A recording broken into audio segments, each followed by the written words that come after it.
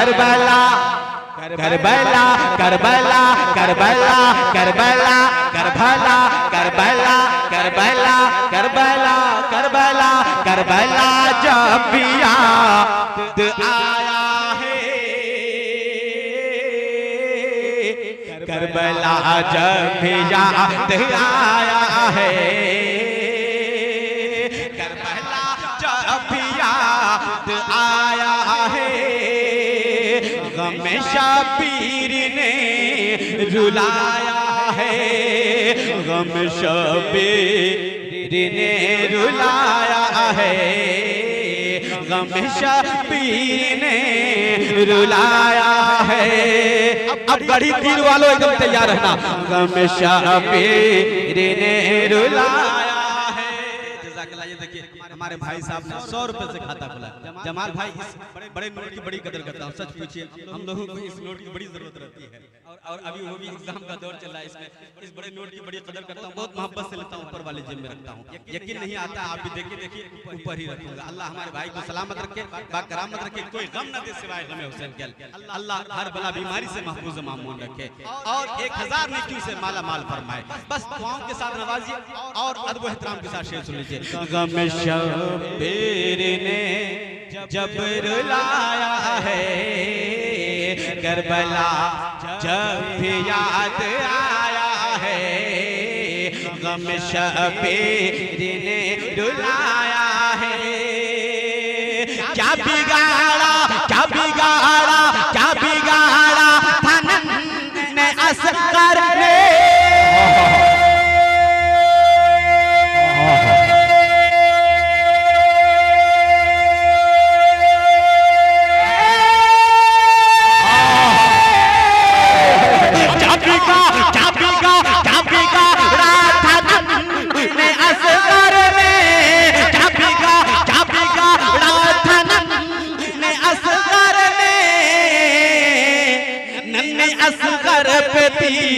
चला नारे तकबीर नारे रिसालत नारे रिसालत सरज़मीने करही हज़रत अल्लामा मुफ्ती फिदाउल कादरी चतुर्वेदी। वाह वाह जिंदाबाद सुभान अल्लाह। बहुत अच्छा नारा लगाया है हजरत हाफिज कारी जमालुद्दीन साहब किबला ने। लेकिन आपने नारे का जवाब एकदम मिस कॉल की तरह दिया। ऐसा जवाब नहीं मिलना चाहिए। ऐसा नारा लगना चाहिए कि अमरीकी कुत्तों को इस्लाम समझ में आ जाए और नस्ल के दलालों को इमामुल अंबिया की अजमत का पता चल जाए और भारत के भटकुल ईमान बदअकीदों को मालूम हो जाए कि गढ़ी तीर का गुजूर मुसलमान जिंदा है क्योंकि हमारी सुबह जिंदा है हमारी शाम जिंदा है हमारे दिल की तख्ती पर नबी का नाम जिंदा है। इसलिए हजरात हम लोग नारा लगाते हैं लेकिन नारा ऐसा नारा लगाते हैं। हम लोग कब नारा लगाएंगे जब कोई जुलूस हो जब कोई नेता की रैली हो उसमें नारा लगाएगा। मोहम्मद भाई ऐसा नारा लगेगा। अच्छा आवाज थोड़ी सी गूंज रही है। ऐसा नारा लगता है म्युनिसिपैलिटी चौक में नारा लगेगा जीतेगा भाई जीतेगा तंगा छाप जीतेगा पंगा छाप जीतेगा टमाटर छाप जीतेगा मूली छाप जीतेगा। ए भारत का गुजूर मुसलमान तुमने अपना नारा भुला दिया है। तेरा नारा वो नारा नहीं है जो तुम म्युनिसिपैलिटी चौक पर नारा लगाता है। तेरा नारा तो वो नारा है जो करबला की धरती पर इमाम हुसैन ने नारा लगाया था जीतेगा भाई जीतेगा ईमान वाला जीतेगा जीतेगा भाई जीतेगा सब्र वाला जीतेगा जीतेगा भाई जीतेगा कुरान वाला जीतेगा। मजमे से कोई ऐसा नारा लगना चाहिए। कोई दीवाना है जो खड़े होकर नारा लगा दे। खड़े होकर अल्लाहु अकबर अल्लाहु अकबर या रसूल अल्लाह या रसूल अल्लाह जिंदाबाद या अली या अली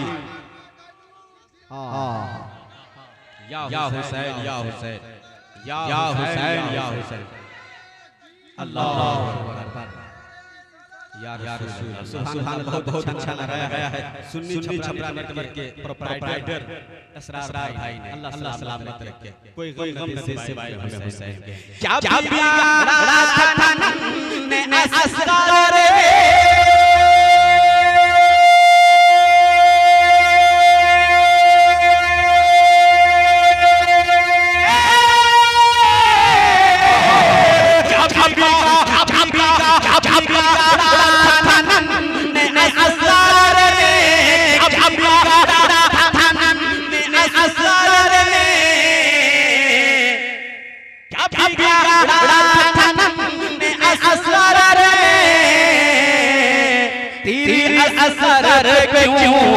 चलाया है, तेरे असर पे क्यों चलाया है, तेरे असर पे क्यों चलाया है, तेरे असर पे क्यों चलाया है। अल्लाह राहे में घर दिया शबीर ने,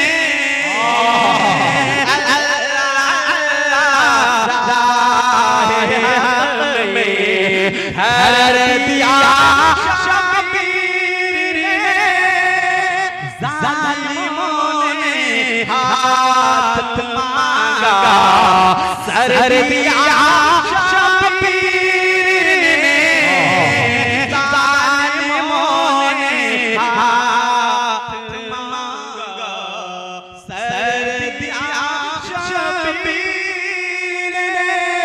गोड़ी गोड़ी पढ़ना नतमस्तक सर जाजन हे गुरुद्वारा दी अभिनंदन स्वागत है शाह जनाब दिल बोला बोला मंगलम दीवा अलौकिक वर्तमादि सुंदर तीर्थ स्वर्ग समाकार पावन वन शो अरुवादी ज्योति नमस्कार सर्वदा प्रियता नगर सहत सूरज मकर प्रकाश मंगलम छवि महनीय दर्शन महावीर करुणानिधि पुरुषोत्तम चतुर्भुज पार हैदराबाद ये दर्शन सत्सा कुटुंबकम यदा धर्म से गलानिर्भोति भारत हित संसार दान निजाम हम प्रिय साधुना विनशय दुष्कृताम धर्म स्थापनाय संभवामि योगे योगे आप भी बोलिए गाइएगा आदमी में एक शब्द एक लफ्ज समझ में आया, एक लफ्ज सही समझ आया और जबरदस्त बोला बोल रहे हो। अरे माइक ऑपरेटर बाबू इतना चाय क्या हो यार, एक शब्द समझ में आया और जबरदस्ती सुभान अल्लाह बोल रहे हो। इसलिए मैं आपको समझ में आए ये प्यारे आका मुस्तफा जाने रहमत की नात हो रही है। किसकी?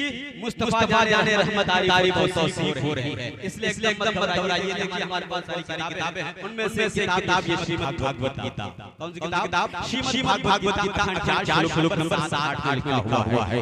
और आज जब सावन महीने में कांवरिया लेकर अपने गर्दन पे वो जय भोलेनाथ बाबा की कांवरिया लेकर जब देवघर पहुंचते हैं और पहुंचने के बाद वो मंत्र पढ़ते हैं, वो सुना दो। उसके बाद शास्त्र निकल करबला में शुरू करने जा रहा हूं।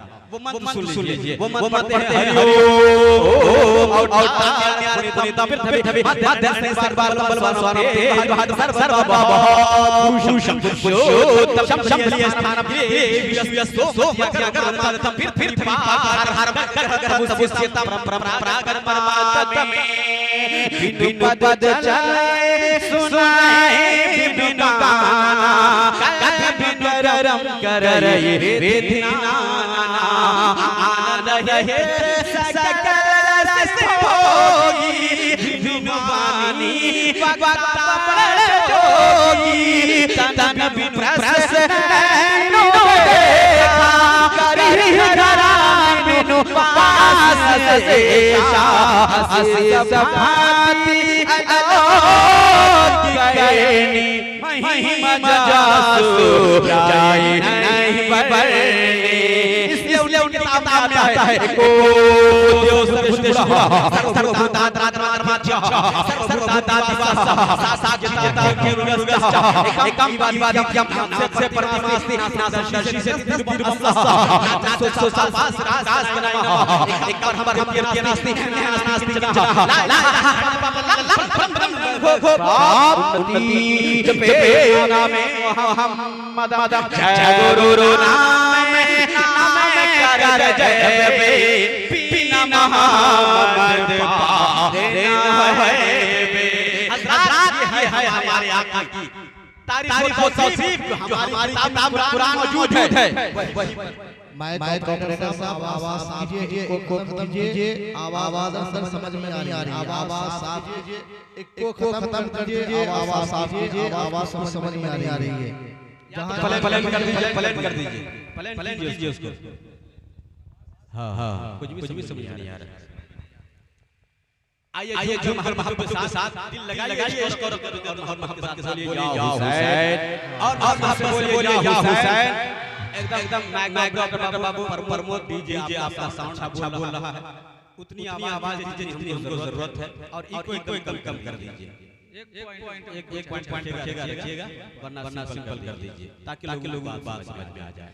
आइए थोड़ी तवज्जो मेरे साथ करीब कर दीजिए। मोहब्बत के साथ कोई दिल लगा के बस बोले या हुसैन और मोहब्बत से या हुसैन। अज़ीज़ान मोहतरम, मैंने सुना था कि यहाँ प्रोग्राम था जो काफी शानदार और लाजवाब प्रोग्राम था और आज थोड़ी सी अफरा-तफरी का माहौल है, लेकिन कल का माहौल बहुत अच्छा था और आप समाज बेदार थी, आप अच्छे लोगों की समाज के दरमियान कल जो प्रोग्राम था कामयाब प्रोग्राम था। इसलिए मैं चाहता हूं ऐसा ही कल जैसे आपने सुना है वैसे आज सुनिए। जरा मोहब्बत के साथ आप अब करीब हो जाइए। मैंने ये मुस्तफा जाने रहमत तारीफ तौसीफ अपने धर्म किताबों में नहीं, दूसरे धर्म की किताबों से मैंने साबित किया है और ये मैंने फिक्र किया है कि जहां कुरान में मुस्तफा का जिक्र वहीं पर हमारे हिंदू भाइयों की किताब में जहां पर हमारे हदीस में मुस्तफा जाने रहमत तारीफ तौसीफ वहीं पर जो भाइयों की किताब में रामायण चरितमानस महाभारत तमाम पुस्तकों को पढ़ने के बाद पता है कि दुनिया के हर हिस्से में, दुनिया के हर पुस्तकों में, दुनिया के हर शास्त्र में, दुनिया के हर ग्रंथ में मेरे पैगंबर का नाम चमक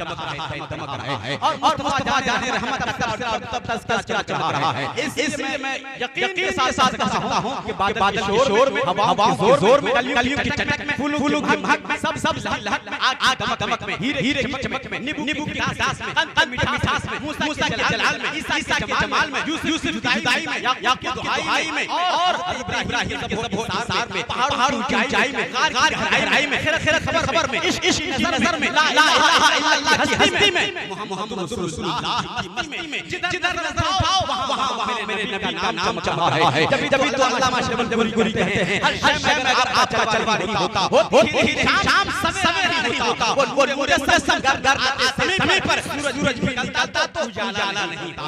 हज़रात आइए मैं आपको बताना चाहता हूं, आइए मेरे नबी की तारीफ कर दी है, अब आइए उस नबी की नवाज़ की तारीफ करना चाहते हैं। हज़रात जब नबी इतना महान है, जब नबी इतना शान पैगंबर है, लाजवाब पैगंबर है, वो मुस्तफा जाने रहमत वो रसूल दो जहान जिसकी अज़मत कोई जवाब नहीं है, वो पैगंबर दो जहान अपने नवाज़ के बारे में इरशाद फरमाते हैं अल हसन वल हुसैन सैयदा शाबाब जन्नत या हुसैन जन्नत के जवानों के सरदार हैं। वो मुस्तफा जाने रहमत जिसके मुस्तफा ने इरशाद फरमाया अल हुसैन मिन्नी व अना मिनल हुसैन, मैं हुसैन हूं और मेरा हुसैन मुझसे है। हज़रत वो मुस्तफा जाने रहमत इरशाद फरमाते हैं कि अहले बैत की रस्सी को मजबूती से थाम लो और उस कश्ती पर सवार हो जाओ। अहले बैत की मिसाल तूफान नूह से पहले जो कश्ती तैयार हुई थी, हज़रत नूह ने जो कश्ती तैयार की थी उस कश्ती की मिसाल है जिस कश्ती में लोग सवार हुए तो निजात पा गए और जो उस कश्ती पर सवार नहीं हुए वो लोग गर्क हो गए। उसी तरह से अहले बैत की मिसाल है जो अहले बैत की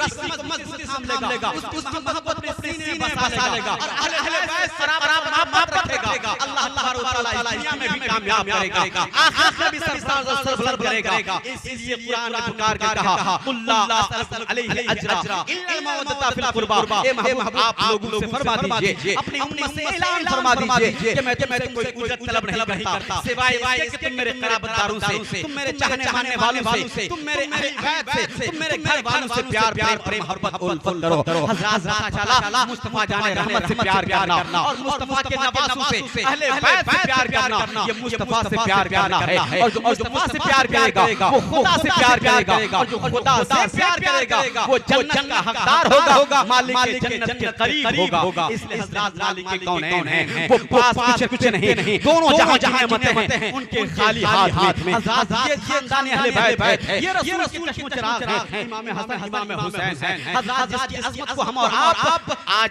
से नहीं लगभग की अज़मत का चर्चा और खुतबा आज 1384 साल हो गए। हज़रत 1384 साल हो गए वाक़या करबला नमूदार हुए। आज 1384 साल के बाद भी इमाम हुसैन का तज़किरा और तबसरा ऐसा ही होता चला जा रहा है जैसे पहले दौर में हो रहा था, आज हो रहा है। और सुबह क़यामत तक इमाम हुसैन का तज़किरा और तबसरा दुनिया की महफिलों में और दुनिया के घर में और हर घर के मुसलमानों के घरों में, हर घर के बच्चों में, हर घर के फर्दों में इमाम हुसैन का तज़किरा और तबसरा होगा। तहरीरों में, किताबों में, हमारी नज़रों में, हमारी शक्लों में और हमारी खिताबत में, हमारी नाथगोई में हमारी मोहब्बत के शार में मुस्तफा जाने रहमत के नवासे का तबसरा होगा। पता चला मुस्तफा जाने रहमत के नवासे ने वो इस्लाम की खिदमत की है, वो इस्लाम की आबियारी की है कि सुबह क़यामत इमाम हुसैन का नाम जिंदा रहेगा। जब तक इस्लाम का सूरज शुरू होता रहेगा तब तक इमाम हुसैन से मानने वाले उनकी बारगाह में खिराज का चराग और मोहब्बत का खिराज पेश करते रहेंगे। हज़रात मैं आपको बताना चाहता हूं कौन इमाम हुसैन, वो इमाम हुसैन जो हज़रत अली के लाडले हैं, हज़रत फातिमा ज़हरा के शहज़ादे हैं, हज़रत हसन के भाई हैं और हज़रत ज़ैनब के भाई हैं। वो इमाम हुसैन हज़रात के बारे में मुस्तफा जाने रहमत ने इरशाद फरमाया ये जन्नती नौजवानों के सरदार हैं, और जब सरदार ही जन्नती नौजवानों का सरदार ही इमाम हुसैन है तो हज़रत पता चला वो जन्नत भी रखते हैं हाथ में और मालिक के जन्नत भी हैं और उनके इजाजत की बुनियाद पर लोग जन्नत में दाखिल होंगे। यही वजह है कि इमाम हुसैन से बेपनाह मोहब्बत करने का हुक्म दिया गया है और उनके नाम पर तज़किरा और तबसरा करने का हुक्म दिया गया है ताकि तुम्हारे दिल से इमाम हुसैन मिट न जाए, ताकि तुम्हारे दिल से इमाम हुसैन का नाम रुखसत हो जाए। हज़रात आज इमाम हुसैन का नाम हर जगह चमक रहा है, लेकिन यजीद जिसने मारा था, यजीद जिसने इमाम हुसैन को कत्ल किया था, यजीद के हुक्म से जो इब्ने ज़ियाद के हुक्म से, यजीद के हुक्म से और शिरल की तलवार से इमाम हुसैन का सर से जुदा हुआ था, लेकिन काटने वाला मारने वाला हमेशा के लिए मिट गया और जिसको कत्ल किया गया वो हमेशा के लिए जिंदा वो जावेद हो गया। इस कुरान ने पुकार कर कहा वला तक़ूलू लिमन युक़तलु फी सबीलिल्लाहि अमवात बल अहयाउ वलाकिन ला तशऊरून, यानी जो अल्लाह की राह में मारे जाए वला तक़ूलू उन्हें मुर्दा मत कहो, जो अल्लाह की राह में कत्ल किए जाए, जो अल्लाह की राह में अपनी कुर्बानी पेश करे, वला तक़ूलू तुम उसे मुर्दा मत कहो, वला तक़ूलू अमवात उन्हें मुर्दा मत कहो, बल्कि वो जिंदा है, उनकी जिंदगी को समझ नहीं सकते हो। हज़रात पता चला इमाम हुसैन कल भी जिंदा थे, आज 1344 साल हो गया, उसके बावजूद इमाम हुसैन का नाम जिंदा है। सुबह क़यामत तक इमाम हुसैन का नाम चमकता रहेगा और दुनिया के लोग दिलों में इमाम हुसैन का नाम धड़कन बना रहेगा। हज़रात आइए मैं आपको बताना चाहता हूं इमाम हुसैन कौन है। आइए इमाम हुसैन की तारीख क्या है। 18 रजब की तारीख आती है, उससे 17 रजब की तारीख आती है। 17 रजब की तारीख में गवर्नर हाउस में बुलाया जाता है, इमाम हुसैन को मदीना बुलाया जाता है। इमाम हुसैन के सामने लोगों ने कहा इमाम हुसैन आपके मुतालिक से यजीद ने खत भेजा है, इब्ने ज़ियाद ने खत लिखा है और आपसे मुतालबा किया है कि वो हज़रत अमीर मुआविया के विसाल के बाद यजीद ने अपनी खिलाफत का ऐलान कर दिया है, अपनी हुकूमत का, अपनी सल्तनत का और अपने अमीर मोमिनीन होने का ऐलान किया है। वो दमिश्क की जामे मस्जिद में ऐलान कर चुका है कि मैं अपने बाप के विसाल के बाद मैं इस खिलाफत का हकदार हूं, मैं इस अमीरी का हकदार हूं, इसलिए मुझे अमीर कहा जाए और अमीर तस्लीम किया जाए। यही वजह है कि हज़रत इब्ने ज़ियाद ने खत भेजा था और खत लिख करके भेजा था इमाम हुसैन इस कायनात में, इस जग में सबसे सर्वश्रेष्ठ हैं, सबसे ज्यादा शान हैं। वो जो कह देंगे, वो जो मान लेंगे सारी दुनिया मान लेगी, वो जो तस्लीम कर लेंगे सारी दुनिया हमें तस्लीम कर लेगी। ये सोच करके इब्ने ज़ियाद ने खत लिखा था कि इमाम हुसैन से बैत का मुतालबा करो और गवर्नर हाउस में, मदीने के गवर्नर हाउस में बुलाया गया। इमाम हुसैन गए, हजरत इमाम ज़ैनुल आबिदीन गए, हजरत अब्बास गए और चंद नुफूसान क़ुद्सिया पहुंचे और पहुंचने के बाद हजरत इमाम हुसैन गवर्नर हाउस में तन्हा पहुंचे हैं और पहुंचने के बाद जब गवर्नर हाउस कायम है वहां बहुत सारे लोग यजीदी फेवर के लोग बैठे हैं और लोगों ने कहा कि ए हुसैन इब्ने अली, ए फातिमा ज़हरा के लाडले, ए रसूल के नवासे, यजीद ने खत भेजा है कि तू या तो इमाम हुसैन से बैत कर, इमाम हुसैन या तो तू अपना पाक हाथ यजीद के हाथ पर दे दे और वरना फिर तू जंग का मुतालबा, तुमसे जंग का मुतालबा किया जाता है, तू जंग के लिए तैयार हो जाओ। इमाम हुसैन ने बरजस्ता बरसरे महफिल लोगों के सामने ऐलान करके इरशाद फरमाया था, मैं हुसैन इब्ने अली हूं। बोल दो सुभान अल्लाह। मैं हुसैन इब्ने अली हूं, अना हुसैन इब्ने अली, मैं हुसैन इब्ने अली हूं।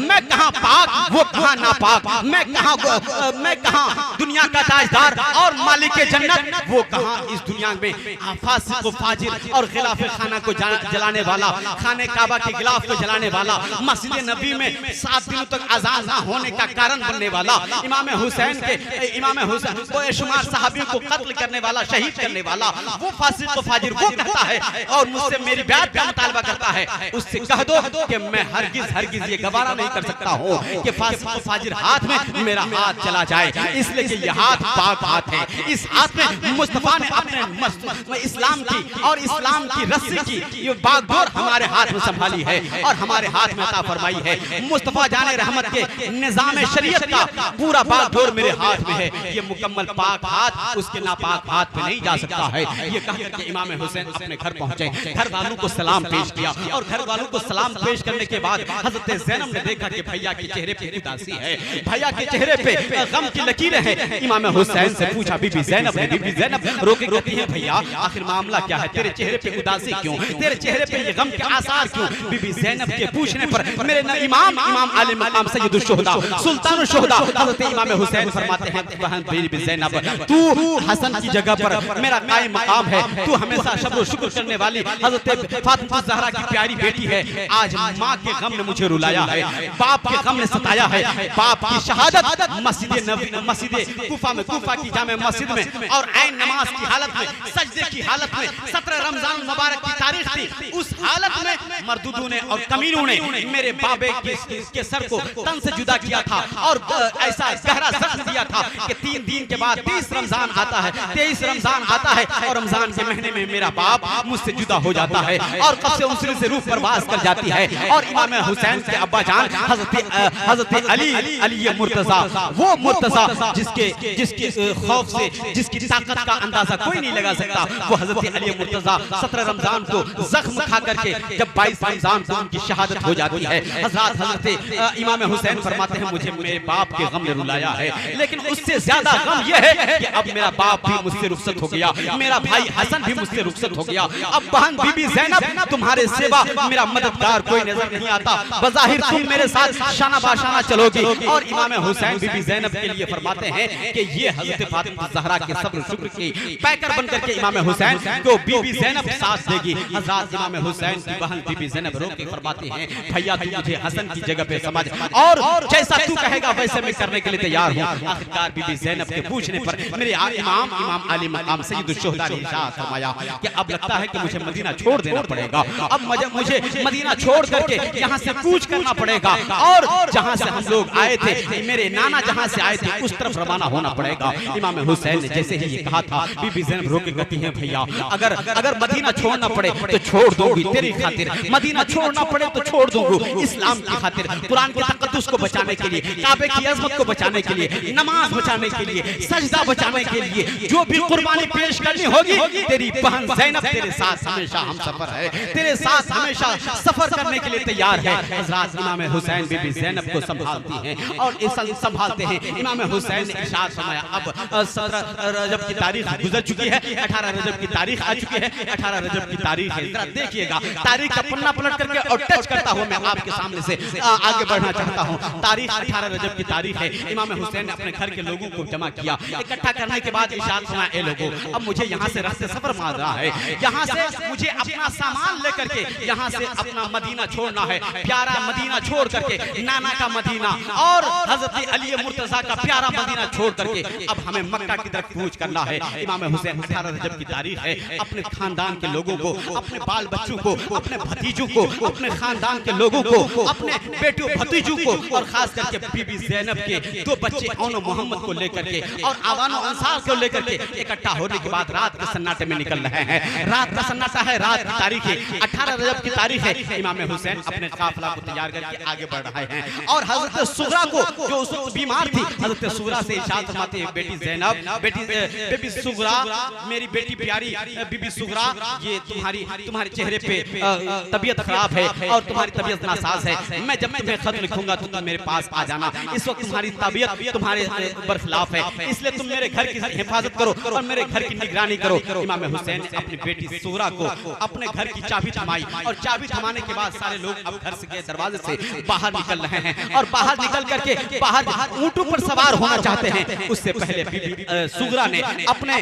गोद में अपने लगभग 12 साल की उम्र हजरत सुगरा की और उस उम्र में बीबी ज़ैनब ने अपने अब्बा से पूछा, अपने अब्बा से इरशाद अर्ज किया अब्बा जान आप मुझे अकेला छोड़ के जा रहे हैं, मेरा साथ कोई नहीं, मेरे साथ कोई नहीं, आप मुझे तन्हा छोड़ करके जा रहे हैं। कम से कम ये 18 दिन का चांद 18 दिन का चांद, थोड़ी सी तवज्जो दीजिए, इधर देखिए भाई साहब, इधर देखिए, 18 दिन का चांद, तारीख पढ़ रहा हो, कोई किताब नहीं, कोई कहानी नहीं, कोई किस्सा नहीं, 18 दिन का चांद। अभी हजरत अली असगर की उम्र सिर्फ 18 दिन की है, यानी पैदाइश हुए, उनकी विलादत के सिर्फ 18वां दिन है और 18 जब की तारीख है, 18वें दिन में इमाम हुसैन ने अपने बच्चे, 18 दिन का बच्चा कितना बड़ा होगा, छोटा सा बच्चा, उस छोटे से बच्चे को हजरत अली असगर को हजरत बीबी ज़ैनब ने अपने गोद में लिया। बीबी ज़ैनब ने जब गोद में लिया, हजरत सुगरा की नजर पड़ी, हजरत सुगरा ने मांग लिया बीबी ज़ैनब से, अपनी फूफी जान से मांग लिया और मांगकर इरशाद फरमाया, ये छोटा सा बच्चा, दूध पीता बच्चा वहां जा रहा है जहां इसका कोई नहीं है, जहां इसके सारे माँ बाप लोग, सारे लोग रहेंगे, लेकिन मुझे तन्हा छोड़ करके जा रहे हैं। थोड़ी देर का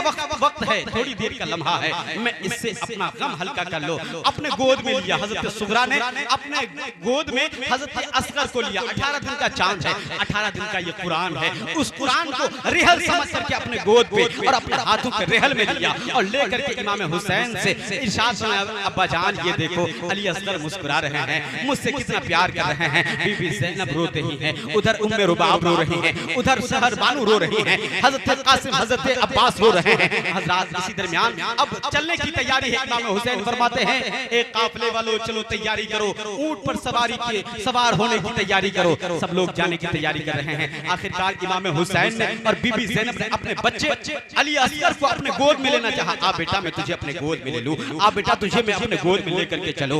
हजरत अली असगर टस से मस नहीं हो रहे हैं, हजरत सुगरा के गोद में हैं। जब गोद में हैं, जब जाने की तैयारी हो रही, सारे लोग जा रहे हैं, लेकिन हजरत असगर नहीं जाना चाह रहे हैं, यानी संकेत ये हो रहा है कि नहीं जाना चाह रहे। आखिरकार इमाम हुसैन ने इमाम हुसैन से बीबी सुगरा ने इरशाद फरमाया, बीबी सुगरा ने अर्ज किया, मेरे अब्बा जान लगता है मेरा भाई मेरे साथ रहेगा, लगता है मेरा भाई मेरा साथ नहीं छोड़ना चाहता है, इसलिए ये गोद में टस से मस नहीं हो रहा है, ये आप हाथ बढ़ा रहे हैं लेकिन नहीं जाना चाहता है। इमाम हुसैन ने कान में एक बात कही, जरा सुनिएगा। इमाम हुसैन ने अपने बेटे अली असगर के कान में एक बात कही, ए बेटा तुझे मदीने रहना है, ए बेटा अगर तुझे मदीने रहना है रह ले, तू अपनी बहन ज़ैनब, अपनी बहन सुगरा के साथ तुझे मदीना रहना है रह ले।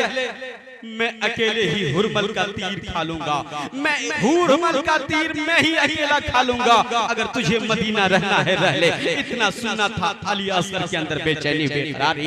इमाम हुसैन का बेटा तड़प उठा, अली असगर को समझ में आया मैं हुसैन का साथ कैसे छोड़ दूं। हजरत अली असगर का हजरत अली असगर 18 दिन का चांद उछला और कूद करके इमाम हुसैन के हाथ पर पहुंचा और उसके गोद में पहुंचा। बीबी ज़ैनब ने गोद में लिया। आखिरकार इमाम हुसैन का अब काफिला मदीने से रुखसत हो रहा है और 2 ज़िलहज की 14 शाबान की तारीख आती है। रवानगी कितनी तारीख को? रवानगी इमाम हुसैन की 18 रजब की तारीख, 18 रजब की तारीख में इमाम हुसैन रवाना हो रहे हैं और मक्का पहुंच रहे हैं 14 शाबान की तारीख में, यानी लगभग एक महीने का वक्फा गुजरता है इस पहुंचने में। यानी कभी सोचना, कभी कहीं पड़ाव करना, कहीं बैठना, कभी रुकना, ये रुकते रुकते 14 शाबान की तारीख आ जाती है। इमाम हुसैन मक्का शरीफ पहुंचे हैं और हजरत खदीजतुल कुबरा के घर में उसका वारिस बन करके इमाम हुसैन ने घर की चाबी ली। हजरत खदीजतुल कुबरा जो इमाम हुसैन की नानी है, इमाम हुसैन की नानी हजरत खदीजतुल कुबरा, उस घर का दरवाजा खोला और उस घर में क़याम होने लगा। इमाम हुसैन वहां क़याम करने लगे। लगभग 4 महीना 10 दिन इमाम हुसैन का क़याम मक्के शरीफ के इर्द गिर्द हजरत खदीजतुल कुबरा के घर में हुआ। और जैसे ही ज़िलहज का महीना आया, सारे लोग हज की तैयारी के लिए हज के लिए खाने काबा पहुंच रहे हैं, मक्का पहुंच रहे हैं। इसी दरमियान 8 ज़िलहज की तारीख आती है। इमाम हुसैन ने अपने खानदान के लोगों को जमा किया और हजरत अब्बास से फरमाया, ए अब्बास जाकर के काबे की छत पे जाके ऐलान कर दो कि अब हुसैन एहराम तोड़ रहे हैं और मक्का से करबला की तरफ रवाना होना चाह रहे हैं। हजरत ये ऐलान गूंजना था कि सारे लोग हवारी अंसारी सारे दोस्तों अहबाब घेर लेते हैं और घेर के कहते हैं, ए हुसैन मैं तुझे आगे बढ़ने नहीं दूंगा, ए हुसैन मैं तुझे यहाँ से आगे कूच करने नहीं दूंगा, इसलिए कि मैंने रिजल्ट देखा है, मैंने नतीजा देखा है कि आपके अब्बा को लोगों ने बुलाया था, वहाँ इमामत की थी और दारुल खिलाफा हजरत अमीरुल मोमिनीन का दारुल खिलाफा, वो हजरत अमीरुल मोमिनीन का दारुल खिलाफा वो कूफा की जमीन है, लेकिन उसके बावजूद वहाँ के लोगों ने वफा नहीं किया और ऐन नमाज की हालत में शहीद किया। इसलिए ए हुसैन मुझे डर लगता है कि कहीं वहाँ के लोग आपके साथ बेवफाई न कर दें और आप तो फिर शहीद न कर दें। इसलिए इस डर से अगर आप मेरे सामने से रुखसत होंगे जाएंगे तो मैं जाने के लिए तैयार नहीं हूं और जाने नहीं देना चाहता हूं। ये सोच करके इमाम हुसैन इतना इशारा हुआ, मैं इस्लाम बचाने के लिए जा रहा हूं, मैं कुरान का तकद्दुस बचाने के लिए जा रहा हूं, मैं काबे की अजमत बचाने के लिए जा रहा हूं। यजीदियों ने 550 साल 550 खुतूत मेरे पास भेजे हैं और उसमें लिखा है ए हुसैन आजा, ए हुसैन आजा। मैं अपने नाना जान की उम्मत को बचाने के लिए कल अगर क़यामत के मैदान में मेरी नाना की उम्मत ने मेरे नाना की उम्मत ने पूछ लिया कि बता तुझे मैंने दावत दी थी, बुलाया था, आया क्यों नहीं था, तो फिर मैं उस वक्त क्या जवाब दूंगा। इसलिए क़यामत के मैदान में मैं अपने नाना को मुंह क्या दिखाऊंगा, ये सोच करके मैदान करबला पहुंचे। और उसके बाद इमाम हुसैन ने फरमाया मैं दीन बचाने के लिए, कुरान बचाने के लिए, सजदा बचाने के लिए, नमाज बचाने के लिए मैं अब करबला की तरफ रवाना हो रहा हूं। और हज़रात तारीख बताते इमाम हुसैन 14 मकामात पर पड़ाव करते करते 1782 किलोमीटर है।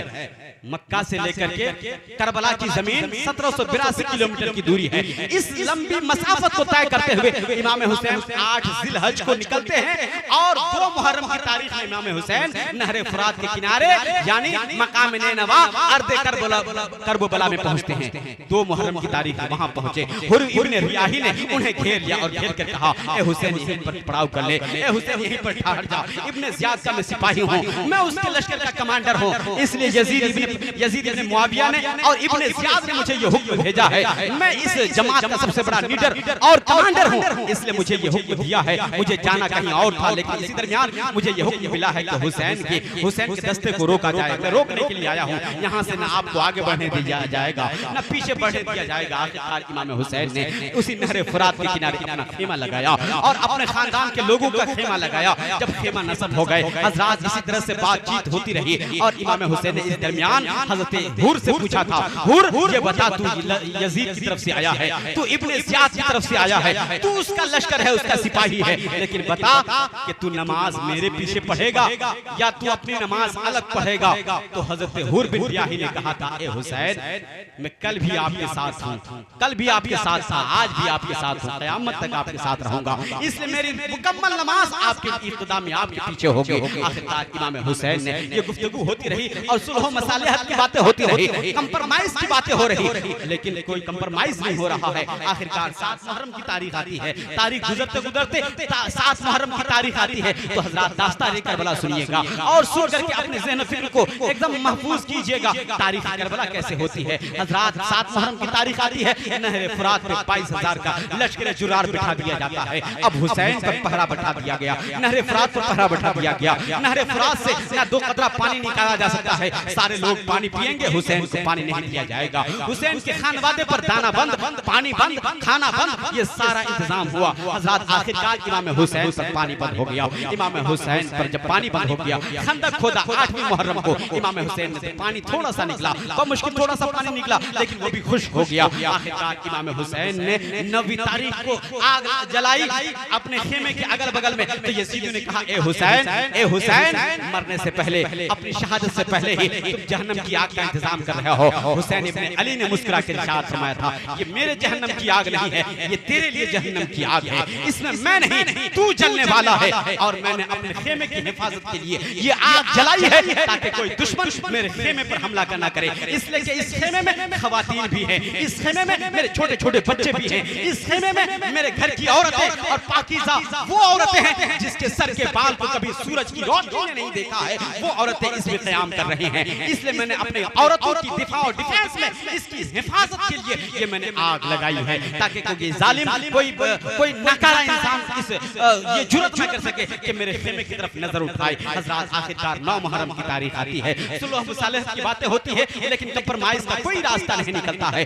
आखिरकार गुफ्तगू होते होते यहाँ तक पहुँचती है, शिब्र लैल पहुँचता है और तमाम वो कमांडर, वो तमाम बहादुर इंसान जो मक्के में बड़े बड़े बहादुर शुमार किए जाते थे, वो सारी सिपाही बन करके यजीद इब्न मुआविया के फौज में शामिल होता है। सारे लोग आकर के घेर लेते हैं और कहते हैं कि हुसैन आज 2 मुहर्रम की तारीख से बात होते होते आज 9वीं मुहर्रम की तारीख हो चुकी है, अब तुमसे बातें नहीं होगी, इसलिए कि तुम या तो कंप्रोमाइज के लिए या तो तुम अपना हाथ दे दो या तो बैत कर लो या तो मुझसे तुम जंग के लिए तैयार हो जाओ। इमाम हुसैन ने इरशाद फरमाया था। ए लोगों, अगर तुम मेरे खून के प्यासे हो, अगर तुम मेरे खून से होली खेलना चाहते हो तो याद रखना, मेरे खून से होली खेलना, मेरे घर के खानदान के लोगों के खून से होली खेलना, लेकिन थोड़ी देर क्या वक्त दे दो, थोड़ी देर की मोहलत दे दो। आज नबी मुहर्रम की तारीख है, आज की रात मुझे मोहलत दे दो ताकि आज की रात में मैं अपने रब को मना सकूं।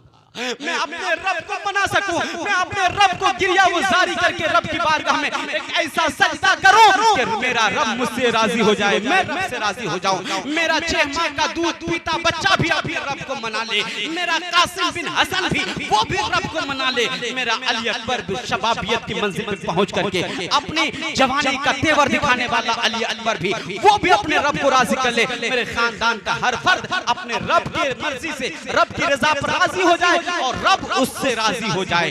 और ये देख करके इमाम हुसैन ने जब इरशाद फरमाया कि थोड़ी देर के लिए मुझे मोहलत दो, आज की रात में मुझे मोहलत दो ताकि मैं जी खोल के अपने रब की इबादत कर सकूं। हजरत आखिरकार मोहलत मिली और इमाम हुसैन को नबी मुहर्रम की तारीख गुजरती है, शाम का वक्त होता है। जब शाम का वक्त होता है तो इमाम हुसैन ने अपने घर के खानदान के लोगों को, अपने आवानो अंसार को, अपने दोस्तों अहबाब को, लगभग ये 82 लोगों का एक काफिला है, एक जमात है, 82 लोग हैं। किसी किताब में आता है 84 लोग हैं, किसी किताब में आता है कि 78 लोग हैं और 72 उसमें तो हमारे इमाम हुसैन आका हुसैन के खानदान के लोग थे। आखिरकार बताना चाहता हूँ, इमाम हुसैन ने अपने खानदान के लोगों को रात के सन्नाटे में जमा किया और इरशाद फरमाया, ए लोगों अब यहाँ से जंग की तैयारी है, ए लोगों अब मौत हमारे माथे की निगाहों के सामने है, ए लोगों अब लगता है यहाँ से जंग ही करना पड़ेगा। जंग के अलावा कोई रास्ता, कोई उपाय नजर नहीं आता है। कल हम लोगों की जंग शुरू होगी, कौन बेवा होगा, किसकी बीवी बेवा होगी, किसका बच्चा यतीम होगा,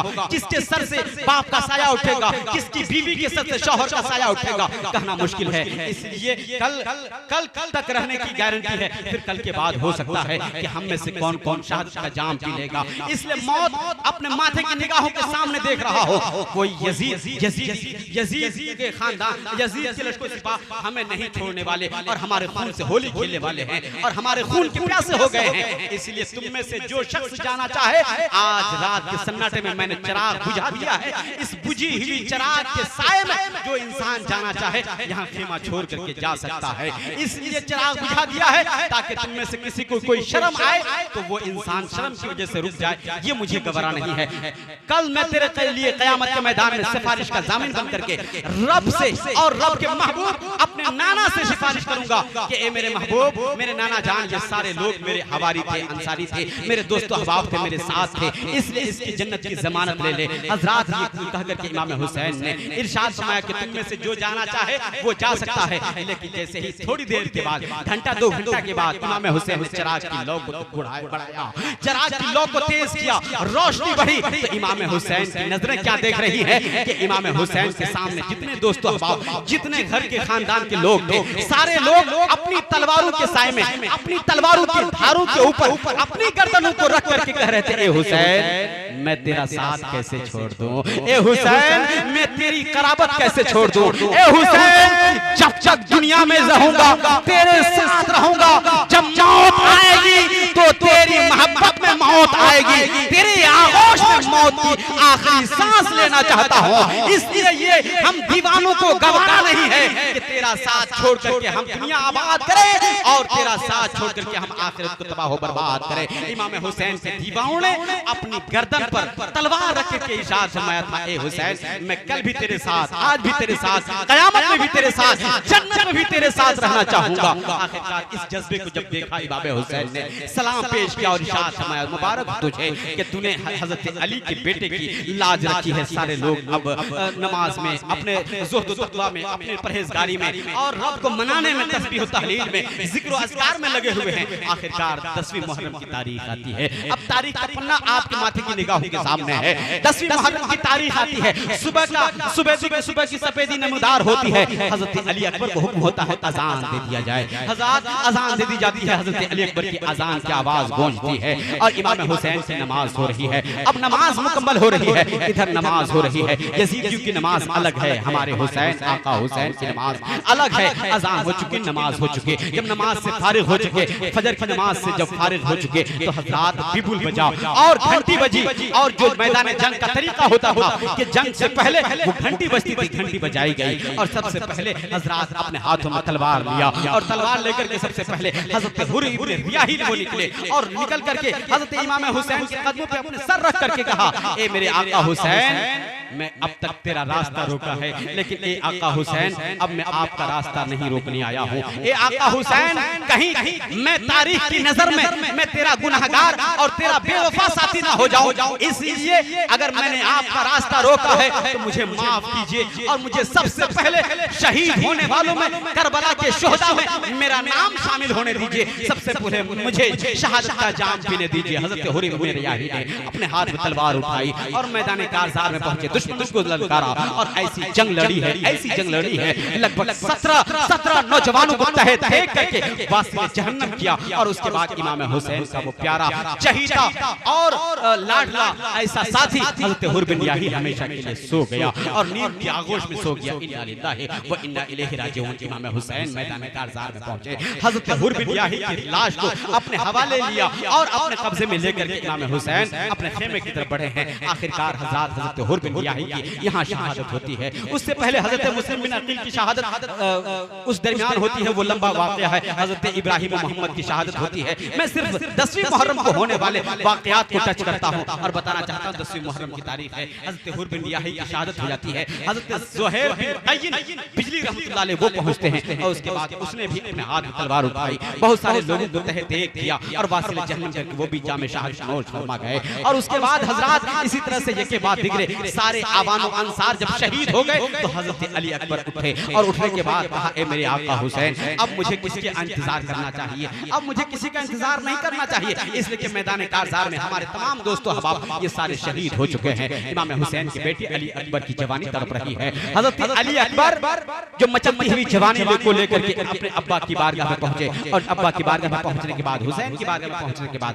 अर्ज किया, ए मेरे अब्बा जान, अब मुझे रन में जाने की इजाजत दीजिए। तो हुसैन फरमाते हैं, भला बेटे के सामने कोई मौत की इजाजत मांगता है, भला कोई बाप से मौत की इजाजत मांगता है, मेरे सामने तू कैसे शहीद हो जाएगा, मुझे कैसे गवारा होगा, इसलिए बेटा थोड़ी देर सब्र कर ले, मुझे पहले शहीद होने दे, उसके बाद फिर तुझे शहादत का जाम पिलाया जाएगा। हुसैन के बेटे हजरत अली अकबर फरमाते हैं, नहीं अब्बा जान, ये मुझे गवारा नहीं है कि मेरे सामने मेरे अब्बा की लाश तड़पे, मेरे सामने मेरा बाप शहीद हो जाए। आखिरकार हजरत अली अकबर ने जिद किया। इमाम हुसैन ने अपने बेटे को दूल्हे जैसा सवार किया, दूल्हे जैसा सजाया और सजा करके इमाम हुसैन ने अपने बेटे अली अकबर को इजाजत दी। और इजाजत लेकर के इमाम हुसैन के बेटे अली अकबर जब मैदान कारजार में पहुंचे तो हजरत तारीख बताती है लगभग 23 लोगों को तहे देख किया। और उसके बाद वासिले जहन्नम करने के बाद इमाम हुसैन का बेटा वो रसूल का नवासा और हजरत अली का लाडला, जैसा लगता था तलवार हैदरी चल रही हो, ऐसा लगता था जैसे ताकत अली उसके बाजू में आ गई हो, ऐसा लगता था उसकी तलवार में बिजलियां सिमट गई हो। हजरत अली अकबर की जवानी तड़प रही है और ऐसा वार किया है कि लगभग 23 यजीदियों को तहे देख किया और वासिले जहन्नम किया। आखिरकार एक घोट पानी के लिए इमाम हुसैन का शहजादा हजरत अली अकबर अपने खेमे की तरफ पलटे और पलटने के बाद अपने अब्बा से अर्ज किया, ए मेरे अब्बा जान, अगर एक घोट पानी मिल जाए, अगर एक कतरा पानी मिल जाए तो फिर मैं बता दूं कि मेरे नाना की हकीकत क्या है, फिर मैं बता दूं कि मेरे अब्बा हजरत अली की शुजाअत व बहादुरी का आलम क्या है, मैं बता दूं कि मैं किसका लाल हूं, मैं किसका बेटा हूं, मैं किसका शहजादा हूं, मैं बताता कि यजीदियों की औकात क्या है। और हजरत इतना कहने के बाद हुसैन ने अपना मशकीज़ा देखा लेकिन पानी नहीं। हजरत अली अकबर की मां ने भी अपना खेमे से अपना मशकीज़ा उठाया और उठा करके उलट कर देखा, पानी का कतरा नहीं। तब तक के शायर ने पुकार कर कहा कि खेमे की तनाबुत से लिपट कर देखा, शिद्दते प्यास से अकबर ने पलट कर देखा, थोड़ी सी तवज्जो दीजिएगा, शिद्दते प्यास से अकबर ने पलट कर देखा, मां ने खेमे की तनाबुत से लिपट कर देखा, कितनी मजबूर थी, कितनी मजबूर थी साक़ी कौसर की बहू खाली मशकीज़ा कई बार उलट कर देखा, खाली मशकीज़ा, खाली मशकीज़ा, खाली मशकीज़ा कई बार उलट कर देखा, लेकिन पानी का खतरा नहीं है। हुसैन फरमाते हैं, हुसैन फरमाते बेटा जा, थोड़ी देर के बाद तुझे जामे शहादत मिलेगा। ए बेटा थोड़ी देर के बाद तुझे शहादत का छलकता जाम पिलाया जाएगा और तू नाना से मुलाकात करेगा। इमाम हुसैन का बेटा हजरत अली अकबर फिर पलटा मैदान कारसार में, दुश्मनों से ऐसी जंग लड़ी है कि हज़ार तारीख में ऐसी जंग नहीं मिलती। इमाम हुसैन का बेटा फिर जंग में लड़ते लड़ते शहीद हो गया। इन्ना लिल्लाहि व इन्ना इलैहि राजिऊन। आखिरकार हज़रात आइए मैं तमाम शहादत को छोड़ते छोड़ते आखिर में सिर्फ हजरत अली असगर की शहादत पेश करता हूँ। हज़रात जब सारे लोग शहीद हो गए, हजरत अब्बास का बाजू कलम हो गया, हजरत अब्बास की शहादत हो गई। ऐसी शहादत होती है हजरत अब्बास जब जंग में लड़ते थे लगता था अली लड़ रहे हैं, जब जंग में चलते थे लगता था हजरत अली की शबी है, जब जंग में जाते थे तो लगता था कि हजरत अली का वजूद आ गया है। हजरत अब्बास की भी शहादत हो जाती है। पानी लेने के लिए दरिया पर पहुंचे थे, लेकिन पानी के बजाय यजीदियों ने ऐसा तीर चलाया था कि तीर वो पानी का मशकीज़ा भी टूट गया और सीने पर और बाजू पर तीर पेवस्त हो गया और पानी बहकर के जमीन पर आ गया और पानी का एक कतरा भी खेमे तक नहीं पहुंच पाया। आखिरकार हजरत अली अकबर हजरत अब्बास की शहादत हो जाती है। आखिरकार अब ये देखिए कि हजरत पानी का कोई कतरा नहीं मिला। बीबी ज़ैनब रो के कहती है भैया ये 6 माह का दूध पीता बच्चा 18 दिन का बच्चा लेकर के चले थे, आज होते होते ये 6 माह का कुरान हो गया। अब इसको 2 कतरे पानी की जरूरत है। अगर 2 कतरा पानी नहीं मिला चंद मिनटों में ये बच्चा रुखसत हो जाएगा, चंद मिनटों में ये बच्चा रब का मेहमान हो जाएगा और रूह दूसरे से प्रवास कर जाएगी। इसलिए मेरे आका हुसैन 2 कतरा पानी का इंतजाम कर दीजिए। इमाम हुसैन ने अपने शहजादे को लिया, जाना नहीं चाह रहे थे, जानते थे हुसैन कि पानी नहीं मिलेगा, पानी के बदले में बेवफाई मिलेगी, पानी के बदले में तीर मिलेगा। यहाँ तीरों की बारिश होती है, पानी की बारिश नहीं होने वाली है। आखिरकार इमाम हुसैन ने अपने बेटे अली असगर को लिया। जब अली असगर ने अपने बच्चे को जरा थोड़ी सी तवज्जो दीजिएगा और स्टैंड तो इधर उधर रह गया, स्टैंड दीजिएगा, स्टैंड दीजिएगा। हजरत अली अकबर हजरत इमाम हुसैन ने अपने बच्चे हजरत अली असगर को अपने गोद में लिया और गोद में लेने के बाद इमाम हुसैन ने अपने बच्चे को जब गोद में लिया, तारीख बताती है कि इमाम हुसैन अपने हाथों में लेकर के 6 माह का कुरान इस तरह से लेकर जाना चाह रहे थे और यजीदियों के सामने पेश करना चाह रहे थे। इसी दरमियान उम्मे रुबाब रो के कहती है मेरे शौहर, ए मेरी खलवतुल के ताजदार, ये कैसे गवारा है बेटा रुखसत हो रहा है, ये कैसे गवारा है कि बेटा आखिरी सफर पे जा रहा है, ये कैसे गवारा है कि बेटा पानी के लिए जा रहा है। हो सकता है पानी के बदले में उसे हुरमला का तीर मिले, उसे हो सकता है भाले मिले, बर्छियां मिले। इसलिए मैं आखिरी वक्त तक अपने बेटे की ज़ियारत, अपने बेटे का दीदार करना चाहती हूँ। अपने बच्चे को ऐसे नहीं, अपने बच्चे को यूं उठा करके अपने गर्दन पे सवार करके लेके जाइए ताकि मैं अपने खेमे का पर्दा उठा करके पीछे से हजरत अली असगर का चेहरा देखता रहूं, चेहरा देखते रहूं। हजरत अली असगर का चेहरा देख करके मेरे दिल को सुकून मिलेगा, करार मिलेगा। भरा 6 महीने के बच्चा रन में जा रहा हो, पानी के लिए जा रहा हो, हुरमला का तीर खाने के लिए जा रहा हो, भला माँ का दिल कैसे तड़पता है और माँ के दिल पे क्या गुजरता है, जरा महसूस कीजिए। बीबी ज़ैनब ने और बीबी उम्मे रुबाब ने जब रो के कहा था, इमाम हुसैन ने अपने बच्चे को यूं लिया, अपने गोद में लेकर के चलते चलते जब मैदान कारज़ार में पहुंचे और उसके बाद नहर फुरात के किनारे पहुंचे, अपने बच्चे को यूं सामने पेश किया और सामने पेश करके यजीदियों से मुखातिब होकर के फरमाया, ए यजीदियों, अगर कुछ बिगाड़ा है तो हमने बिगाड़ा है, अगर तुम मेरा मुखालिफ हो तो मेरे मुखालिफ हो, अगर हमसे दुश्मनी है तो तुम हमसे दुश्मनी करो, लेकिन इस 6 माह के दूध पीते बच्चे ने तुम्हारा क्या बिगाड़ा है, इस 6 माह के दूध पीते बच्चे ने तुम्हारा क्या नुकसान किया है। इसलिए इस बहते हुए दरिया से 2 कतरा 2 उंगली पानी का कतरा दे दो। ये सुनना था। यजीदी ने कहा, ए हुसैन, पीना खुद बहाना लाल का, पीना खुद बहाना बेटे का, इसलिए पानी नहीं। हुरमल को इशारा हुआ, ए हुरमल, तुझसे बड़ा बहादुर, तुझसे बड़ा तीर अंदाज, तुझसे बड़ा लीडर कमांडर कोई इस जमात में नहीं है, तू अपना तीर चला। यजीद की तरफ से, यजीद की फौज में वो हुरमला जो सबसे ज्यादा बहादुर और सबसे ज्यादा तीर अंदाज इंसान था, उसने अपने हाथ में अपने कमान को लिया और कमान में कसने के बाद अपने उस कमान में उस तीर को खींचा, जिस तीर को भागते हुए जंग पर भागते हुए घोड़े पर मारा जाता था। जंग में जो भागते हुए घोड़े पर जो तीर इस्तेमाल किया जाता था, उस तीर को हुरमला ने अपने कमान पे कसा और कमान के कसने के बाद चलाना चाहता है, लेकिन हाथ कांपता है, जमीन पे तीर गिर जाता है, फिर उठाता है, फिर तीर जमीन पे गिर जाता है, फिर उठाता है, फिर तीर जमीन पे गिरता है। आखिरकार जब 3 बार उसका तीर जमीन पे गिरा है तो शिमर लईन पुकार कर कहता है, शिमर लईन चिल्ला कर कहता है, ए यजीदियों और ए नाकारा इंसान, ये नकारा इंसान और ए हुरमला, तुझसे बड़ा तीर अंदाज कोई नहीं, लेकिन इस वक्त तेरा तीर कांप रहा है या तेरा हाथ कांप रहा है, तेरा तीर क्यों नहीं चल रहा है? तो उस हुरमला ने कहा था, ए नादान, तुझे मालूम नहीं है, पता नहीं इस बच्चे की वो माँ है या पता नहीं उस बच्चे की बहन है, पता नहीं उस रिश्ते से उस बच्चे का रिश्ता उस औरत से क्या है। वो अपने सर पे कुरान रख करके ये कह रही है, ना मार ना मार, ये मेरे 6 माह का दूध पीता बच्चा कुरान है, ये माँ मत मार।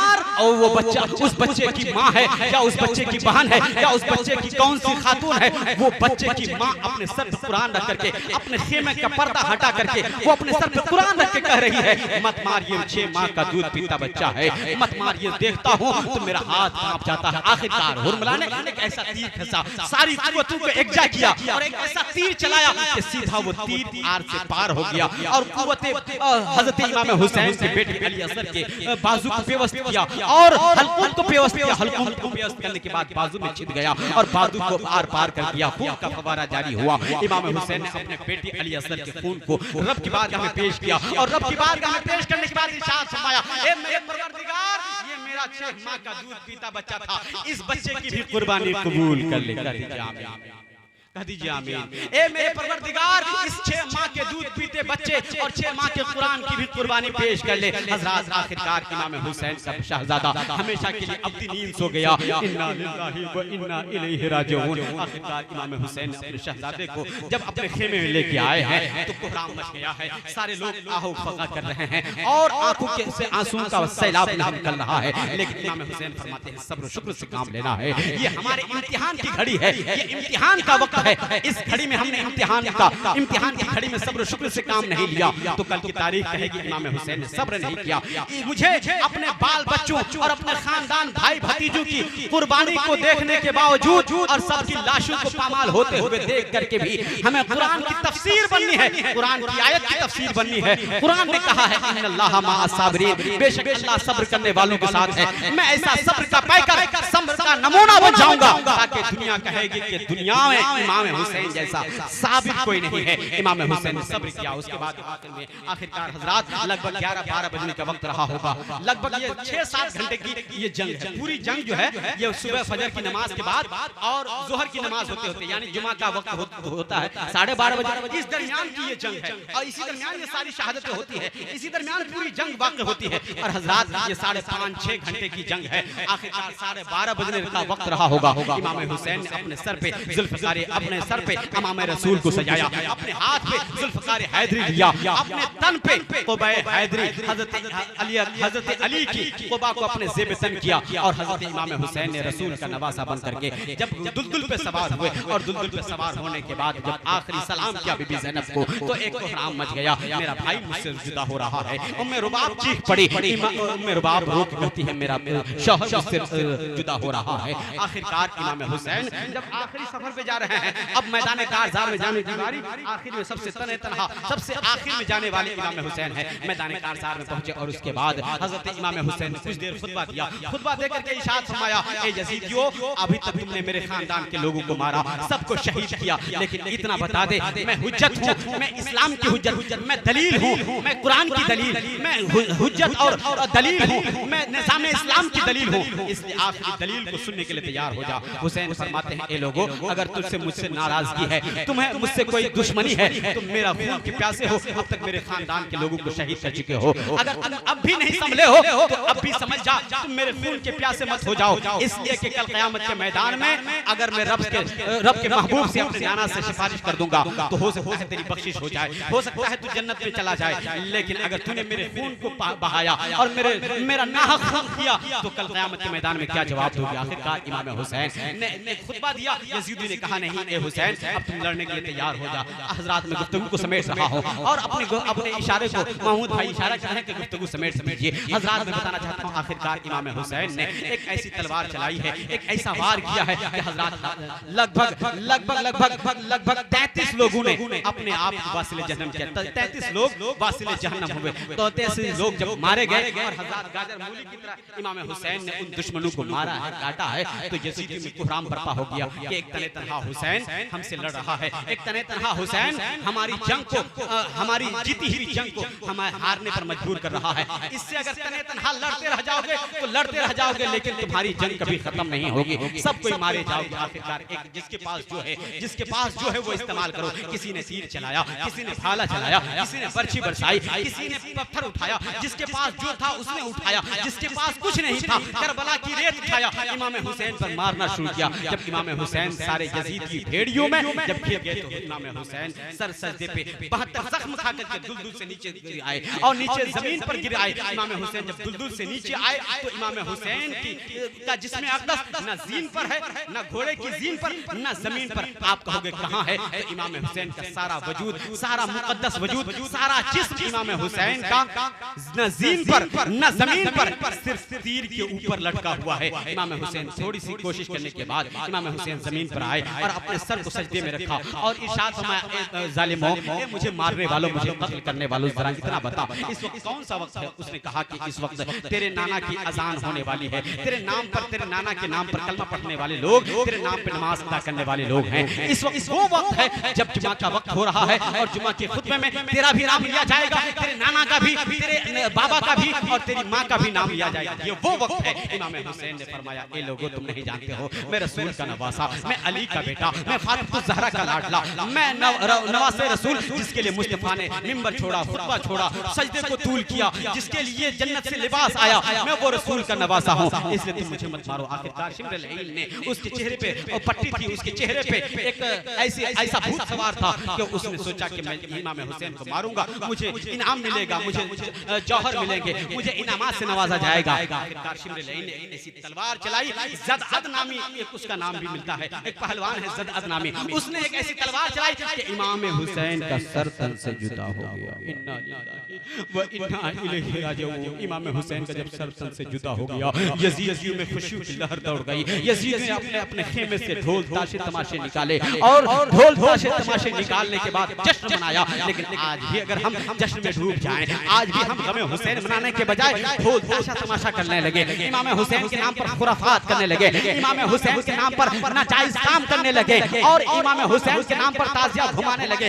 इमाम हुसैन के नाम पर शराब पिए, मस्ती करें, ढोल ताशा तमाशा करें, ना नमाज है, ना रोजा है, ना इमाम हुसैन के नाम पर जिक्र अस्कार है, ना तस्बीह व तहलील है। कोई इस्लाम का निजाम नहीं आपके हाथ में, सिर्फ ये है कि आपके हाथ में बैत है, आपके हाथ में चोप है, आपके हाथ में ढोल है, आपके हाथ में ताशा तमाशा है। तो कोई शायर कहता है, मजहबे इस्लाम को बदनाम नहीं कर सकते, मजहबे इस्लाम को बदनाम नहीं कर सकते, मजहबे इस्लाम को बदनाम नहीं कर सकते।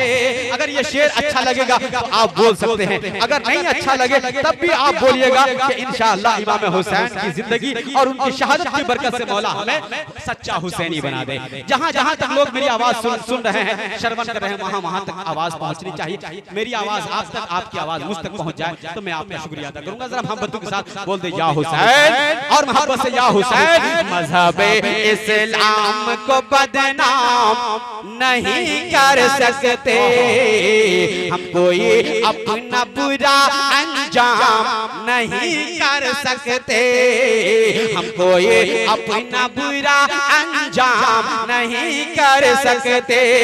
ढोल ताशे बैंड बाजे ये सब तो गलत है, ढोल ताशे बैंड बाजे ये सब तो गलत है। हम हुसैनी हैं, हम हुसैनी हैं, यजीदी काम नहीं कर सकते, हम हुसैनी हैं। नारे तकबीर, नारे रिसालत, जिक्रे शहीदाने करबला। अल्लाह सलामत रखे हज़रत इमाम हुसैन के दीवानों को सलामत रखे, इमाम हुसैन से सच्ची मोहब्बत अता फरमाए। आखिरकार हज़रत इमाम हुसैन की शहादत हो जाती है।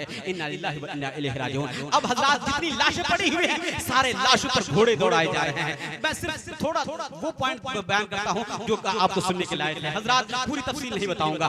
जब इमाम हुसैन की लाश और सारे खानदान की लाश इकट्ठी है और जमा हो चुकी है, सारी लाशों पर घोड़े दौड़ाए दे रहे हैं, जा रहे हैं। मशरिक के घोड़े मगरिब, मगरिब के घोड़े मशरिक, तरफ और पूरा पश्चिम उत्तर दिशा दक्षिण से हर दिशा की तरफ से घोड़े दौड़ाए जा रहे हैं और लाशें पामाल हो रही हैं। आखिरकार हजरात अब जितने लोग बचे हुए हैं खानदान रसूल में और इमाम हुसैन के खानवादे में जितने लोग बचे हैं वो हजरत इमाम ज़ैनुल आबिदीन हैं। उन्हें उनकी बीमारी की वजह से वो जंग में शरीक नहीं हो पाए, लेकिन हजरात वो रन में नहीं जा सके। इमाम हुसैन को भी हजरात उन्हें उनके हाथों को बांध दिया गया, हजरत बीबी ज़ैनब के हाथों को बांध दिया गया, हजरत बीबी ज़ैनब के सर से दुपट्टा खींचा गया और इमाम हुसैन के खानदान के लोगों को अब सताया जा रहा है। लुटा पुटा काफिला जो बचा हुआ है उसको ऊंट की सवारी बना करके ऊंट से चारों तरफ से बांध करके दमिश्क ले जाने की तैयारी है। हजरात जब दमिश्क पहुंच रहे हैं और हजरात ये लुटा पुटा काफिला लगभग 12-13 दिन दमिश्क में क़याम होता है और इसी दरमियान इमाम हुसैन के ख्वाब आते हैं, बीबी ज़ैनब को ख्वाब आता है और इमाम हुसैन अपने खानदान के लोगों की ये हालत देखते हैं, तरस खाते हैं। लेकिन आखिरकार 12वें दिन 13वें दिन में जब हजरात छुट्टी होती है और हजरात इमाम हुसैन का लुटा पुटा काफिला उसमें सबसे ज्यादा अहम रोल बीबी ज़ैनब का है। बीबी ज़ैनब वो पहुंचती हैं मैदान कारजार और मैदान करबला होते हुए। उसमें एक शर्त रखी थी कि मुझे मैदान करबला से वापस मदीना भेज दिया जाए। हजरात ये शर्त मंजूर होती है और जो उस रास्ते का जानकार था उस जानकार आदमी के साथ वो काफिला लुटा पुटा काफिला मदीना भेज दिया जाता है। और हजरात अब ये 5 सत्र बीबी ज़ैनब की पढ़ूंगा, उसके अलावा कुछ नहीं पढ़ूंगा। ये 5 सत्र बीबी ज़ैनब की पढ़ूंगा। ये 5 सत्र किसी शायर ने नहीं लिखा, लिखा भी अली की बेटी ने, पढ़ा भी अली की बेटी ने। ये 5 सत्र बीबी ज़ैनब ने अपने दर्द की सत्र पढ़ी है और दर्द की कहानी बयान की है, जरा वो सुनिएगा। और हजरत इमाम हुसैन की बहन ज़ैनब और हजरत अली की बेटी और हजरत फातिमा ज़हरा की बेटी बीबी ज़ैनब ने कैसे सब्र और शुक्र किया है। बीबी ज़ैनब सबसे पहले मदीना पहुंचती हैं और पहुंचने के बाद अपने नाना जान के रोज़े पे पहुंचती हैं और पहुंचने के बाद बीबी ज़ैनब अपने सदर दरवाजे पे अपने नाना के रोज़े रसूल के सदर दरवाजे पे अपना हाथ रख करके बीबी ज़ैनब कब्र रसूल पे अपना हाथ रखती हैं। कब्र रसूल पे हाथ रख के बीबी ज़ैनब रो के कहती है, 5 सत्र पढ़ूंगा और देखना चाहूंगा गढ़ी तीर में कितने लोगों का आंखों से आंसू निकलते हैं और कितने लोग किसी का दर्द को दर्द समझते हैं। दर्द ने मीर तकी मीर बना रखा है, बस इन्हीं कमजोरियों ने हमको कश्मीर बना रखा है। बीबी ज़ैनब की 5 सत्र दर्द की सत्र हैं। आप हो सकता है पत्थर दिल ना रोए, लेकिन जिसका दिल नर्म हो, इमाम हुसैन की मोहब्बत हो, बीबी ज़ैनब से मोहब्बत और प्यार हो, वो इंसान अपने आंखों को सावन भादो बनाकर बरसाएगा और बारिश की तरह वो बरसा करके कहेगा इमाम हुसैन की बहन ज़ैनब ने कितना जुल्म और सितम को सहा है। बीबी ज़ैनब रो के कहती है, बीबी ज़ैनब ने अपना हाथ दाहिना हाथ रोज़े रसूल पे रखा। बीबी ज़ैनब रो के कहती है, नाना नाना एक बार कब्र से निकल के पहचान मैं वही ज़ैनब हूँ। बीबी ज़ैनब ने दर्द की दूसरी सतर पढ़ी, बीबी ज़ैनब ने दर्द की दूसरी सतर पढ़ी। बीबी ज़ैनब रो के कहती है, नाना एक बार कब्र से निकल के पहचान मैं वही ज़ैनब हूँ, मैं वही ज़ैनब हूँ जिसको तूने अपने गोद में खिलाया था, जिसको अपने कंधे पे सवार किया था, जिसके लिए तूने बड़ी इज्जतें की थी। मैं वही ज़ैनब हूँ जो फातिमा की बेटी हूँ। बीबी ज़ैनब ने दर्द की दूसरी सतर पढ़ी। बीबी ज़ैनब रो के कहती है, नाना नाना एक बार कब्र से निकल के पहचान मैं वही ज़ैनब हूँ। नाना तेरी अज़ान बज गई, मेरा मुअज्जिन करबला में हमेशा के लिए सो गया। नाना नाना तेरी नमाज बज गई, मेरा नमाजी हमेशा के लिए करबला में सो गया। बीबी ज़ैनब ने दर्द की चौथी सतर पढ़ी। बीबी ज़ैनब रो के कहती है, नाना तुझ पे नाजिल होने वाला कुरान, तुझ पे नाजिल होने वाला कुरान बज गया। मेरा कुरान का कारी नोके नेज़ा पे कुरान की तिलावत करता करता शहीद हो गया। जहां वालों कोई सुल्तान देखा है, खुदा की राह में सब कर दिया कुर्बान देखा है। सरे यकदस्ता नेज़े पर तिलावत लब पे जारी थी। किसी को इस तरह पढ़ते कभी कुरान देखा है, किसी को इस तरह पढ़ते कभी कुरान देखा है। बीबी ज़ैनब ने दर्द की 5वीं सतर पढ़ने से पहले अपने चादर से गठरी निकाली, गठरी खोल के हुसैन का खून आलूद जिसमें खून लगा हुआ था, खून लगा हुआ कुर्ता निकाला, कुर्ता कब्र मोहम्मद पे चादर बना के डाला। बीबी ज़ैनब रो के कहती है, नाना एक बार कब्र से निकल के पहचान ये उसी हुसैन का कुर्ता है जिसके लिए जन्नत से लिबास आता था। नाना एक बार कब्र से निकल के पहचान ये उसी हुसैन का कुर्ता है जो तेरे कंधे पे सवार होता था। ये उसी हुसैन का कुर्ता है जिसके लिए जन्नत से सेब आया था। ये उसी हुसैन का कुर्ता है जो जिसके लिए तूने खुतबा और जिसके लिए तूने सजदा तूल दिया था। ए नाना एक बार कब्र से निकल के पहचान। बीबी ज़ैनब ये कहते जा रही है और कहते जा रही है, कब्र मोहब्बत कांप गई। कब्र मोहम्मद से आवाज आई, बीबी ज़ैनब अपना कुर्ता हटा ले, बीबी ज़ैनब कुर्ता हटा ले,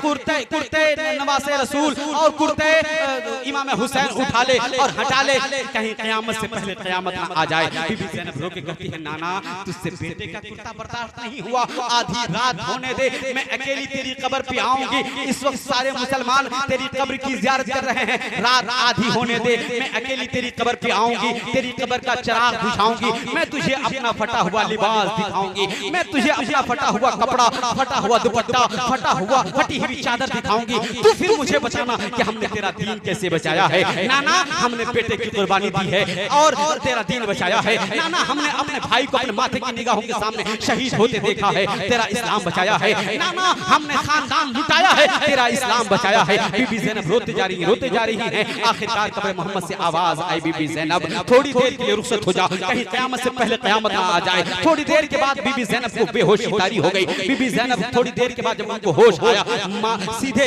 अपने नाना की कब्र से उठी और जब बगल में जन्नतुल बकी है, जन्नतुल बकी पहुंची और पहुंचने के बाद माँ की कब्र को सीने से लगाया, ऐसे सीने से लगाया जैसे कोई छोटा बच्चा माँ के सीने से लग जाता हो, जैसे कोई बच्ची माँ के सीने से लिपट जाती हो। बीबी ज़ैनब ने अपने माँ की कब्र को अपने सीने से लगाया। बीबी ज़ैनब रो के कहती है, नाना अम्मी जान एक बार कब्र से निकल के पहचान, मैं वही ज़ैनब हूँ जिसके लिए तू तेल कभी कंघी कभी जुल्फों को सवारा करती थी। बीबी ज़ैनब रोती है, अम्मा एक बार कब्र से निकल के पहचान, मैं वही ज़ैनब हूँ जो कभी कुरान की तिलावत करती थी, तेरे उंगली के सहारे से कुरान की तिलावत करती थी। अम्मा एक बार कब्र से निकल के पहचान, मैं वही हुसैन हूँ, मैं वही बहन ज़ैनब हूँ और वही हुसैन की बहन ज़ैनब हूँ। बीबी ज़ैनब बीबी फातिमा ज़हरा की कब्र से आवाज आई, बीबी ज़ैनब तेरा भी शुक्रिया और तेरे खानदान का शुक्रिया, तेरे बाल बच्चों का शुक्रिया, तेरे खानवादे का शुक्रिया कि तूने मेरे बाबे के दीन के लिए, तूने मेरे बाबे के इस्लाम के लिए पूरा खानदान लुटाया है।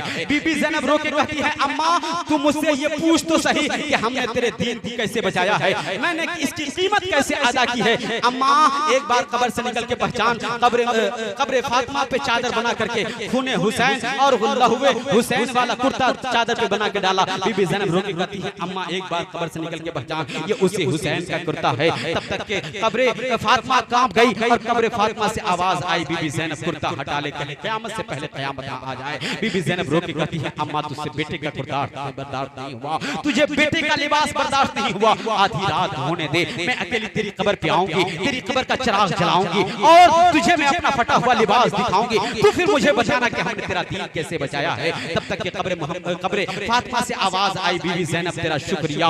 और बीबी ज़ैनब ने अपनी अम्मा को वो 18 रजब की तारीख याद दिलाई और बीबी ज़ैनब रो के कहती है, अम्मा तुझे याद है मैं 18 रजब को जब मदीने से रुखसत हो रही थी तो मैंने तुझसे वादा किया था, जाते वक्त मैंने तुझसे ये प्रॉमिस और ये वादा किया था, मेरा कुछ बचे ना बचे मैं तेरी नस्ल बचा के लाऊंगी, मैं तेरी नस्ल की हिफाजत करके आऊंगी। अम्मा ये देख, हजरत इमाम ज़ैनुल आबिदीन का हाथ पकड़ा, हजरत जाफर हजरत बाकर का हाथ पकड़ा और कब्र फातिमा पे हाथ रख करके इरशाद फरमाया। बीबी ज़ैनब रोती कहती है, अम्मा ये देख तेरा जाफर भी आ गया, तेरा बाकर भी आ गया, तेरा सज्जाद भी आ गया, ना मेरा औन आया है ना मेरा मोहम्मद आया है, मेरी जोड़ी हमेशा के लिए करबला में सो गई। इन्ना लिल्लाहि व इन्ना इलैहि राजिऊन, मेरी जोड़ी हमेशा के लिए करबला में सो गई। अम्मा ये देख मेरी कुर्बानी, अम्मा ये देख मेरे घर की कुर्बानी, अम्मा ये देख तेरे बाबे के दीन के लिए, तेरे बाबे के कुरान के लिए, तेरे बाबे के मजहब व मसलक के लिए, तेरे बाबे के लाए हुए मजहब व इस्लाम के लिए मैंने और मेरे खानदान की कैसी कुर्बानी रही है। बीबी ज़ैनब रोते जा रही है। आखिरकार तसल्ली की आवाज आती है, बेटी घबराना नहीं, तू यहाँ भी जन्नत की मालिका है, आखिरत में भी जन्नत की तू मालिका हो जाएगी।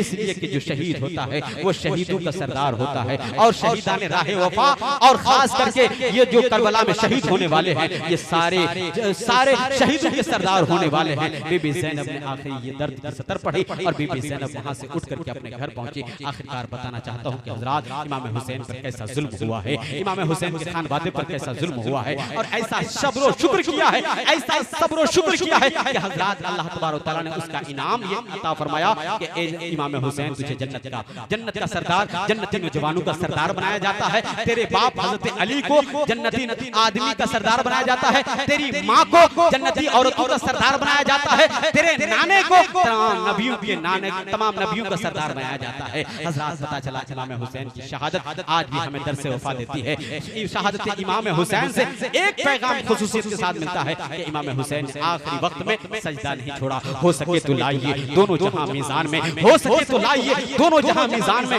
मैंने एक सजदा ज़मीन करबला से ले लिया, मैंने एक सजदा ज़मीन करबला से ले लिया। आखिरी सजदा इमाम हुसैन का था। आखिरकार मैंने आलम तसव्वुर में इमाम हुसैन से पूछा, ए हुसैन, एक सजदा मुकम्मल हुआ, दूसरा सजदा कब मुकम्मल होगा? कोई भी नमाज के लिए, और इश्क की नमाज के लिए तो 2 रकअत मुकम्मल होनी चाहिए। एक रकअत हो गई है, एक सजदा हो गया है, दूसरा सजदा कब मुकम्मल होगा? हुसैन फरमाते हैं, तुम नहीं जानते हो, एक सजदा मैंने ज़मीन करबला में किया है, दूसरा सजदा मैदान महशर में मैं रब के सामने पेश करूंगा। ए मेरे परवरदिगार, मेरे नाना की गुनहगार उम्मत, मेरे नाना जान की गुनहगार उम्मत है, उसके लिए मैं सजदा करता हूं, उसको मनाने के लिए मैं तेरी बारगाह में ये सजदा पेश करता हूं। एक सजदा मैं अपने आप को और अपने सजदे को बचाने के लिए मैंने सजदा किया है, एक सजदा अपने गुनहगार उम्मत को बचाने के लिए किया है, ताकि दोनों सजदा बचा रहे, दोनों सजदों की हिफाजत होती रहे। हज़रात, पता चला 2 सजदे हैं, दोनों सजदा 2 जगह अदा होगा और दोनों की हिफाजत होगी। अल्लाह ताला की बारगाह में दुआ है, परवरदिगार आलम इमाम हुसैन, हज़रत अली अकबर, हज़रत कासिम, हज़रत औनो मोहम्मद, हज़रत ज़ैनब, हज़रत सुगरा, हज़रत कासिम बिन हसन और तमाम शुहदाए करबला की शहादत का सदका नसीब फरमाए। जिन लोगों ने इस महफिल को सजाने में 10, 20, 100, 50 रुपए दे करके इस महफिल को सजाया, मौला ताला उसकी जिंदगी बंदगी को सजा दे, मौला उसके कारोबार को, दीन दुनिया को चमका दे, दीन दुनिया में कामयाबी और कामयाबी अता फरमाए। बस आखिरी शेर सुनिए, फातिमा ज़हरा का प्यारा बावज़ू सजदे में है, बावज़ू सजदे में है। अगर सजदा नहीं करते हैं तो सजदे की तौफीक अल्लाह दे दे, जिक्र हुसैन की बरकत से सजदा करने की आदत डालिए, ताकि इमाम हुसैन की बारगाह में आप अपना चेहरा दिखा सके। फातिमा ज़हरा का प्यारा बावज़ू सजदे में है। जज़ाकल्लाह। अल्लाह ताला इस बच्ची की मन में बरकत अता फरमाए, पढ़ने लिखने में कामयाबी व कामरानी अता फरमाए। हज़रत मौलाना तालीम साहब के पास पढ़ने जाए तो आलिम बनाए, और अगर इंग्लिश मीडियम स्कूल में जाए तो अल्लाह आईएएस ऑफिसर बनाए। कह दीजिए आमीन। फातिमा ज़हरा का प्यारा बावज़ू सजदे में है, कि सारे नेज़े की बुलंदे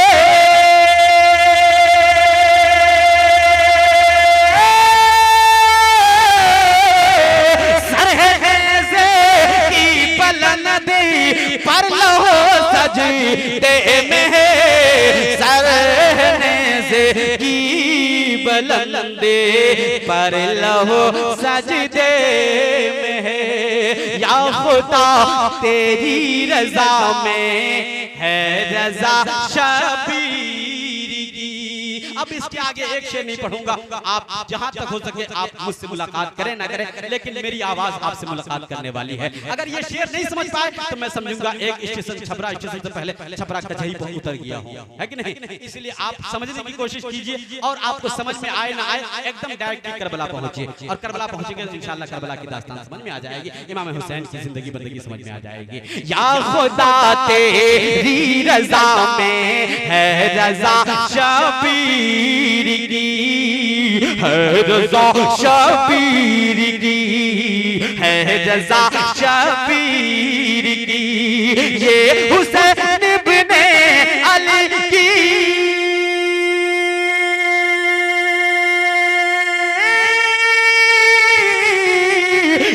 हुसैन इब्ने अली की गुफ्तगू सजदे में है, ये हुसैन इब्ने अली के गुफ्तगू सजदे में है। अल्लाह सजदे की तौफीक दे। खुदा आबाद के पूरे चमन को फकीर दुआ